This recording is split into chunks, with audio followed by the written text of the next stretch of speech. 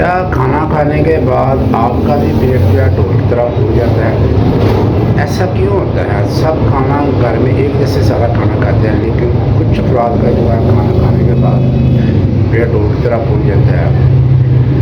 میں ڈاکٹر انور حسین ہومیو آپ کے سامنے حاضر ہوں۔ آج بات کریں گے اس کی وجوہات پہ، اس کی علامات پہ، اس کے ٹریٹمنٹ پہ۔ سب سے پہلے جو ہے اس کی جو ہے وجوہات پہ بات کرتے ہیں۔ تو اکثر آپ نے دیکھا ہوگا کہ کھانے کے دوران، کھانے کے بعد پیٹ پھول جانا ایک ہر روز کسی کو نہیں ہوتا، کبھی کبھار ہوتا ہے، لیکن وہ چند چیزیں ہوتی ہیں جو آپ کو ڈسٹرب کرتی ہیں۔ ان چیزوں کو آپ نے نوٹ کرنا ہے۔ مثلاً کچھ کو لوبیا کے ساتھ ہوتا ہے، کچھ کو چنوں کے ساتھ ہوتا ہے، کچھ کو دالوں کے ساتھ ہوتا ہے، کچھ لوگوں کو کچی سبزیوں کے ساتھ ہوتا ہے۔ تو سب سے پہلے جو ہے بڑی وجوہات جب وہ ہے جلدی جلدی کھانا، یعنی اگر جلدی جلدی کھانا کھائیں گے تو پھر آپ کو ایشو ہوگا اس طرح کا کہ وہ غذا جو ہوتی ہے اللہ تعالیٰ نے اس کو نرم کرنے کے لیے ایک سسٹم بنایا ہوا ہے، دانتوں کا سسٹم بنایا ہوا ہے۔ اس کے ساتھ سلو کھانے سے دانتوں اس کا سلائیوا جو منہ ہوتا ہے وہ خوراک کے اندر شامل ہوتا ہے، جس سے ڈائجسٹو سسٹم جو ہوتا ہے وہ اس کا پروسیجر جو ہوتا ہے وہ ایزی ہو جاتا ہے سلائیوا پر شامل ہونے سے۔ اور اب جلدی جلدی کھائیں گے تو غذا موٹی موٹی ہو گئی اور معدے کو زیادہ برک کرنا پڑے گا، اور زیادہ برک کرے گا تو پھر گیس پڑی غذا معدے میں پڑی رہے گی اور گیسز پیدا ہوں گی۔ پر آپ نے جلدی جلدی کھانے سے پرہیز کرنا ہے، سلو کھانا کھائیں، آہستہ آہستہ کھائیں، موبائل کو سائڈ پہ رکھ دیں، بند کر دیں، موبائل کو، ٹی وی کو بند کر دیں، موبائل کو بند کر دیں اگر آپ کا یوز کر رہے ہیں، اور سلو کھانا کھائیں۔ اس کے بعد دوسری جو بڑی وجہ میں نے پہلے کچھ کیا تھا کہ کچھ غذائیں ایسی ہوتی ہیں جو آپ کو ڈسٹرب کرتی ہیں۔ مثلا اس میں لوبیا ہے، اس میں چنے ہیں، اس میں کولڈ ڈرنک ہے، اس میں دودھ ہے، کچھ کچی سبزیاں ہیں۔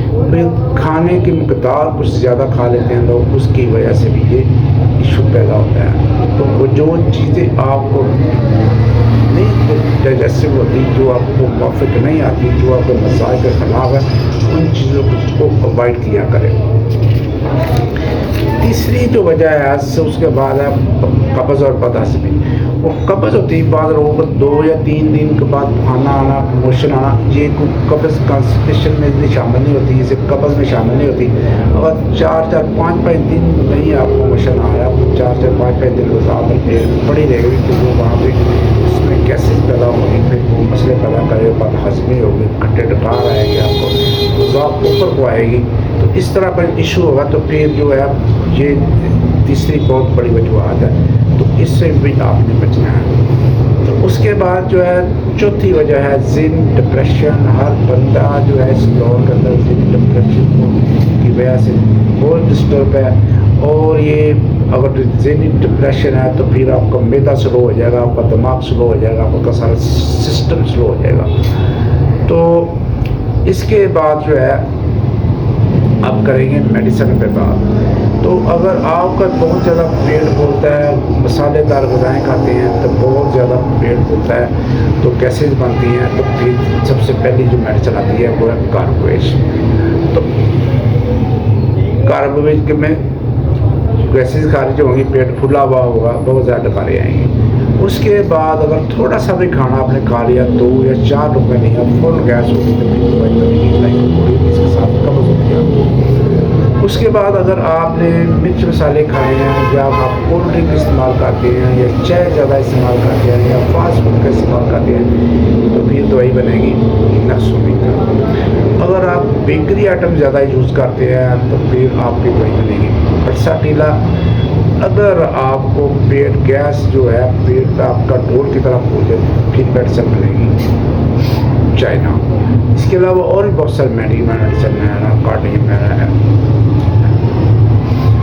ٹپروڈن ہے، تو بہت ساری میڈیسن ہیں، لیکن چند کی میڈیسن ہے جو میں نے۔